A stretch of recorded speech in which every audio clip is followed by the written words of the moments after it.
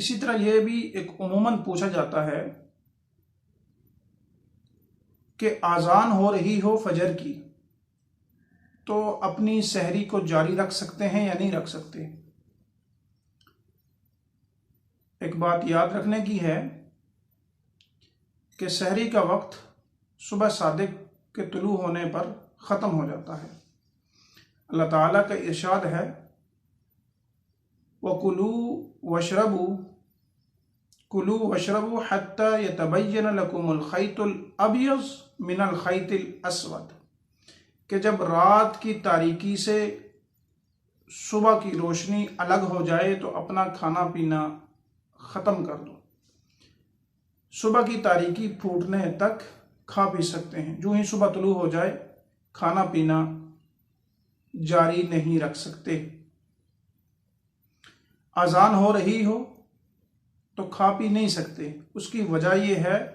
کہ اذان فجر یہ صبح صادق طلوع ہونے کے بعد ہوتی ہے۔ فجر کی اذان کا وقت وہ صبح طلوع ہونے کے بعد ہوتا ہے،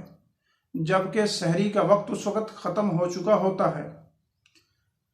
ایک روایت آتی ہے، قرآن کی آیت ہے کلوا واشربوا حتی یتبین لکم الخیط الابیض من الخیط الاسود۔ اسی طرح سنن ابی داؤد کے اندر حضرت ابی ہریرہ رضی اللہ تعالیٰ عنہ سے روایت ہے، عن ابی ہریرہ رضی اللہ تعالیٰ عنہ قال قال رسول اللہ صلی اللہ علیہ وسلم اذا سمع احدکم النداء والاناء فی یدہ فلا تضعه حتی یقضی حاجتہ منہ۔ حضرت ابو ہریرہ رضی اللہ تعالیٰ عنہ فرماتے ہیں کہ نبی کریم صلی اللہ علیہ وسلم نے ارشاد فرمایا اذا سمع احدکم النداء، جب کسی بھی آدمی نے، جب آپ میں سے کسی نے بھی اذان کی آواز سنی اور حالت یہ تھی کہ والاناء فی یدہ، کھانے کا برتن اس کے ہاتھ میں تھا، وہ کھانا کھا رہا تھا، پانی پی رہا تھا، کچھ بھی معاملہ تھا، تو فلا یضعہ، پھر اس برتن کو چھوڑے نہیں یہاں تک کہ حتی یقضی حاجتہ منہ، یہاں تک کہ وہ اپنا کھانا پینا پورا کر لے۔ اس روایت کے بارے میں فقہاء لکھتے ہیں کہ یہ فقط اس وقت قابل عمل ہے جب سحری کا وقت انتہائی تنگ ہو جائے۔ کبھی ایسا ہوا کہ آپ کھانا کھا رہے تھے تو اذان، یا پانی پی رہے تھے تو اذان شروع ہو گئی، تو وہ پانی آپ پی سکتے ہیں، یا کھانے کے ایک دو لقمے ہیں تو وہ آپ لے سکتے ہیں، لیکن اس کو معمول بنانا درست نہیں ہے، کیونکہ قرآن کی آیت میں صریحاً اللہ رب العالمین نے منع فرما دیا کہ جب صبح طلوع ہو جائے تو اس کے بعد کھا پی نہیں سکتے، اس سے پہلے آپ نے کھانا ختم کرنا ہے۔ تو لہذا سحری کا وقت وہ صبح طلوع ہونے سے اذان فجر سے پہلے ختم ہو جاتا ہے۔ اذان فجر وہ صبح طلوع ہونے کے بعد ہوتی ہے، اس کا وقت داخل ہوتا ہے، جب صبح طلوع ہو جاتی ہے تو اس کے بعد وقت داخل ہوتا ہے۔ ایک بات اصولی طور پر یہ ذہن میں رکھنے کی ہے کہ حدیث کے کسی بھی جز سے یا قرآن کا کوئی ایک جز لے کر کے، کوئی ایک آیت لے کر کے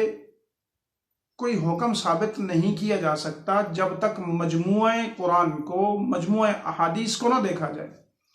کہ پورا اسلام دیکھنے کے بعد کوئی حکم ثابت ہوتا ہے کہ آیا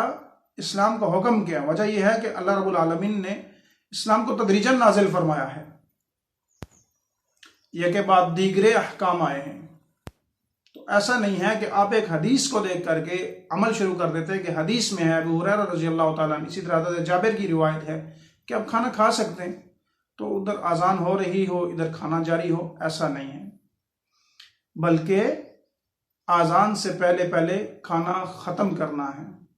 اس کی وجہ یہ ہے کہ جب ہم نے مجموعہ احادیث کو دیکھا، مجموعہ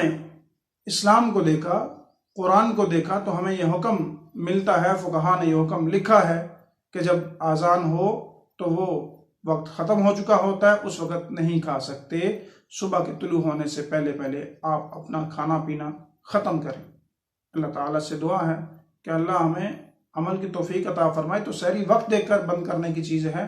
اذان کی آواز سن کر سحری بند نہیں کرنی۔ جزاکم اللہ خیر۔